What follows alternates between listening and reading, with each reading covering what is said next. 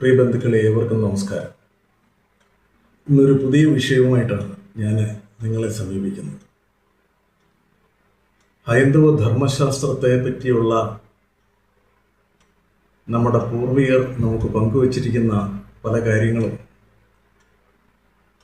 ആധുനികതയുടെ ഈ ലോകത്ത് ജീവിക്കുന്ന നമ്മുടെ പുതിയ തലമുറയ്ക്കും ഇപ്പോൾ ജീവിച്ചിരിക്കുന്ന പഴയ തലമുറയ്ക്കും കാര്യമായി ഒന്നും അറിയില്ല.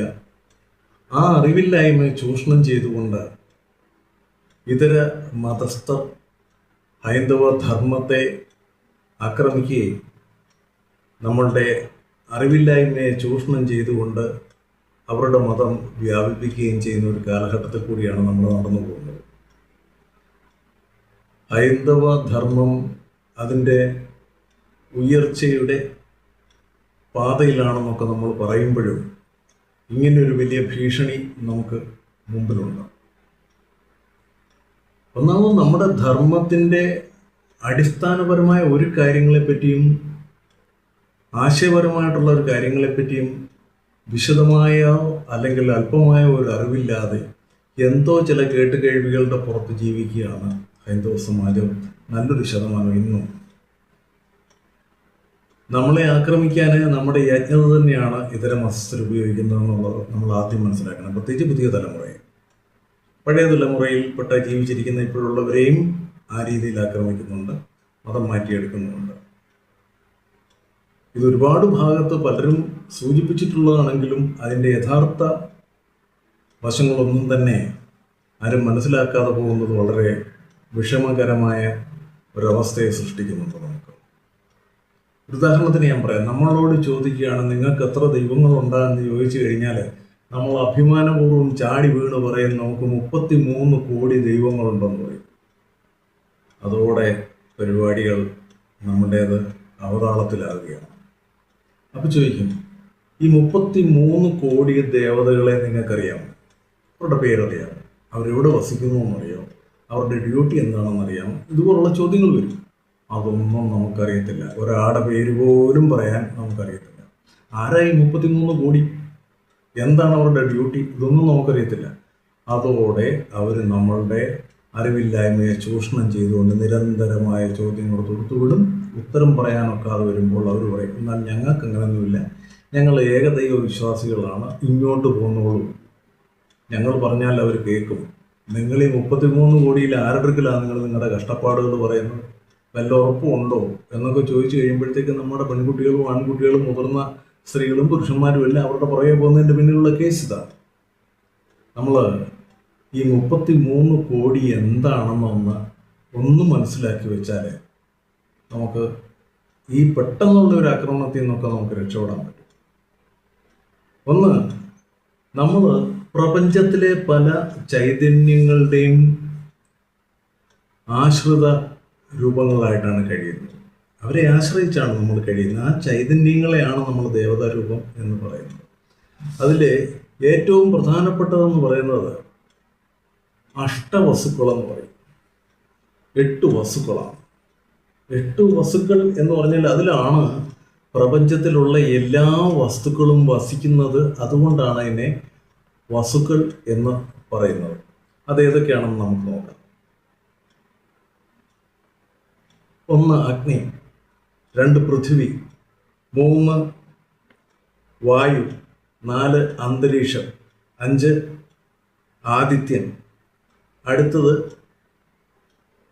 ദ്യോവെന്ന് പറയും, അതിനടുത്തത് ചന്ദ്രന്, പിന്നെ നക്ഷത്രങ്ങൾ. ഇതിലാണ് നമ്മൾ എല്ലാം, ഈ പ്രപഞ്ചത്തിലുള്ള എല്ലാ വസ്തുക്കളും വസിക്കുന്നത്. ഒന്നുകൂടെ പറയാം. അഗ്നി, പൃഥ്വി, വായു, അന്തരീക്ഷം, ആദിത്യൻ, ദ്യോവ്, ചന്ദ്രൻ, നക്ഷത്രങ്ങൾ. ഇതിൽ വസിക്കുകയാണ് നമ്മൾ. ഈ പ്രപഞ്ചം മൊത്തം നിലനിൽക്കുന്നത് അതിലാണ്. അപ്പോൾ അത് 8 അഷ്ടവസ്തുക്കൾ. അടുത്തത് പറയുന്നത് 12 ആദിത്യന്മാരെന്നാണ്. 12 ആദിത്യന്മാർ. ഈ 12 ആദിത്യന്മാരെന്ന് പറഞ്ഞു കഴിഞ്ഞാൽ ഒരു സൂര്യനല്ലേ ഉള്ളൂ എന്ന് ചോദ്യം.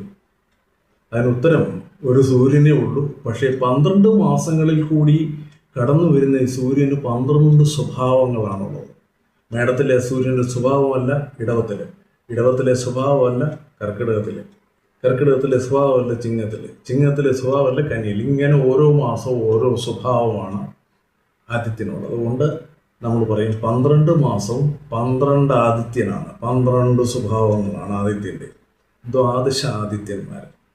അപ്പം ആദ്യത്തെ അഷ്ടവസുക്കളും ഈ 12 ആദിത്യന്മാരും കൂടെ ചേരുമ്പോഴത്തേക്ക് എത്രയായി? 20ആയി. ഇനി അടുത്തത് 10 പ്രാണനുകളും ആത്മാവും ചേരുന്ന ഏകാദശ രുദ്രന്മാരെന്ന് പറയും. അപ്പം 10 പ്രാണൻ എന്താ? പ്രാണൻ, അപാനൻ, വ്യാനൻ, സമാനൻ, ഉദാനൻ എന്നങ്ങനെ 5 എണ്ണം. അതുകൂടാതെ പിന്നെ അതിൻ്റെ ഉപപ്രാണനായിട്ട് വരുന്നത് നാഗൻ, കൃകിലൻ, കൂർമൻ, ദേവദത്തൻ, ധനജയൻ എന്നിങ്ങനെ 5 എണ്ണം. അങ്ങനെ 5 5 10. അതിൻ്റെ കൂട്ടത്തിൽ ആത്മാവ് എന്ന് പറയുന്ന നമ്മളെ നിലനിർത്തുന്ന ജീവചൈതന്യം അതും കൂടെ ചേരുമ്പോഴേ അതിനെ നമ്മൾ പറയുന്ന ഏകാദശ രുദ്രന്മാരെന്നാണ് പറയുന്നത്. 11 രുദ്രന്മാരാണ്. ഈ 11 രുദ്രന്മാരെന്ന് എന്തിനാണ് അവരെ വിളിക്കുന്നത്? രുദ്രന്മാരെന്ന് വിളിക്കുന്നത് ഇത് ശരീരം വിട്ടു പോയി കഴിഞ്ഞാൽ, പ്രാണനും അപാനനും വ്യാനനും സമാനനും ഉദാനനും നാഗനും കൂർമനും കൃകലിനും ഒക്കെ ശരീരം വിട്ടു പോയി കഴിഞ്ഞാൽ, ആത്മാവും പോയി കഴിഞ്ഞാൽ പിന്നെ മരണമായി, പിന്നെ നമ്മളില്ല. അതുകൊണ്ട് തന്നെ അങ്ങനെയുള്ള ആ എനർജി ശരീരത്തെ വിട്ടു പോകുമ്പോൾ നമ്മുടെ ചുറ്റുമുള്ളവരെ അത് രോദനം ചെയ്യിപ്പിക്കുന്നതുകൊണ്ടാണ് ഇവരെ രുദ്രന്മാരെന്ന് പറയുന്നത്. നമ്മുടെ ബന്ധുക്കളൊക്കെ കരയില്ലേ?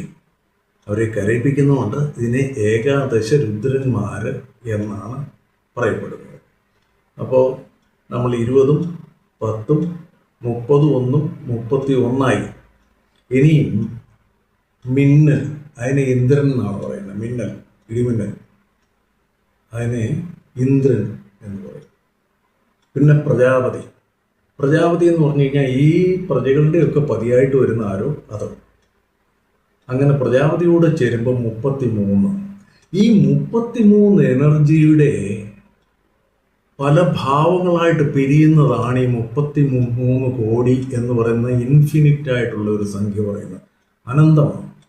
അതുകൊണ്ട് കോടികൾ അനന്തമായിട്ട് അങ്ങ് എണ്ണുക, അല്ലെ പറയപ്പെടുക. 33 കോടി എന്ന് പറയുന്നത് അതിൻ്റെ അടിസ്ഥാനം ഏതായി? 33 ഈ 33 അറിയാൻ വയ്യാത്ത നമ്മളൊക്കെ ചോദിക്കാൻ നിങ്ങളുടെ 33 കോടി എന്തുവാന്ന് ചോദിച്ചു കഴിഞ്ഞാൽ എന്തോ മറുപടി പറയുക. അതുകൊണ്ട് ദയവായിട്ട് നിങ്ങൾ ഈ പേരുകളൊക്കെ ഓർത്തിരിക്കുക. ആരെങ്കിലും ചോദിച്ചു കഴിഞ്ഞാൽ ഈ മറുപടി പറയുക. 33 തത്വങ്ങളുടെ പലതായിട്ടുള്ള പിരിച്ചിൽ അത് കോടിക്കണക്കിന് വരും. കോടിക്കണക്കിന് വന്നു കഴിഞ്ഞാൽ അത് 33 കോടിയിലധികം വരും. ഇൻഫിനിറ്റാണ്. അതിനെയാണ് നമ്മൾ 33 കോടി ദേവത എന്ന് പറയുന്നത്. ദയവായി നിങ്ങളിത് മനസ്സിലാക്കണം. ഇത് നിങ്ങളുടെ സുഹൃത്തുക്കളിലേക്ക് എത്തിക്കണം. നമസ്തേ.